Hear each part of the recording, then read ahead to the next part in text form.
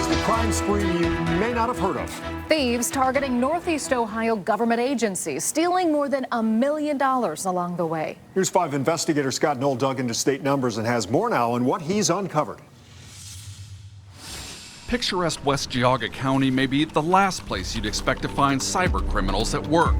But inside the West Geauga Board of Education office, it's the world that we live in today. Treasurer Karen Pavlett knows better. Our businesses are run on the internet, and we have access to that, and just like the fraudsters do as well. Last fall, the school district joined a growing list of government agencies falling victim to payment redirect fraud, where thieves trick victims into sending real payments not to the rightful recipient, but to criminals instead. They call it a criminal enterprise for a reason. Corey Scott is a cybersecurity expert at Cleveland State and a former security executive at Google and LinkedIn. It sounds pretty basic. It is.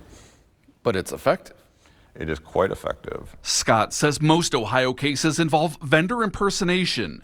That's where thieves pose as companies doing business with the government, often emailing agencies asking them to update payment information, switching them to accounts the criminals control. By the time anyone realizes what's happened, the money's already gone. You know, as the famous criminal once said, I rob banks because that's where the money is. The idea is that you go for these larger attempts of scores against major vendor contracts. Right now, governments look like those banks. Yeah. So how much are we talking about? According to state records, cities, counties, school districts, and other public agencies in Northeast Ohio paid cyber criminals more than $4.3 million since 2023. That includes nearly $974,000 from the city of Parma Heights, $748,000 from the city of Mansfield, almost $620,000 from Orange City Schools, $269,000 from the village of Greenwich in Huron County, and more than $466,000 from Lake County, just reported in September. West Geauga schools sent 2 payments totaling $27,500. It's not a comfortable feeling, let's put it that way. We found 6 of the 15 cases from our area were reported this year. Literally, electronic cyber fraud we have almost every week, if not every day. Public entities that lose money in redirect fraud have to report it to State Auditor Keith Faber's office. And is it growing? It is growing. By double digits last year, he says.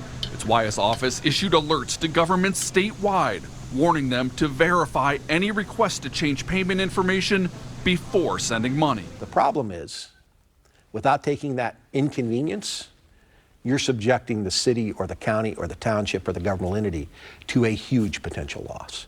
Taxpayers. Bob and Buddy Buckeye. In Geauga County, Pavlett says the district had policies in place to protect against this kind of theft. In that case, it was a human error that didn't make that call. She says the schools recovered the stolen money through its cybersecurity insurance policy. So did a number of other agencies we talked with.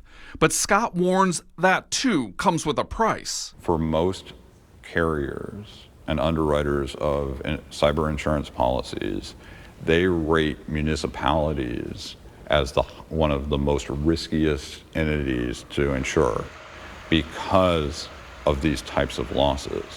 And when those premiums go up, that comes directly out of the taxpayer's pocket.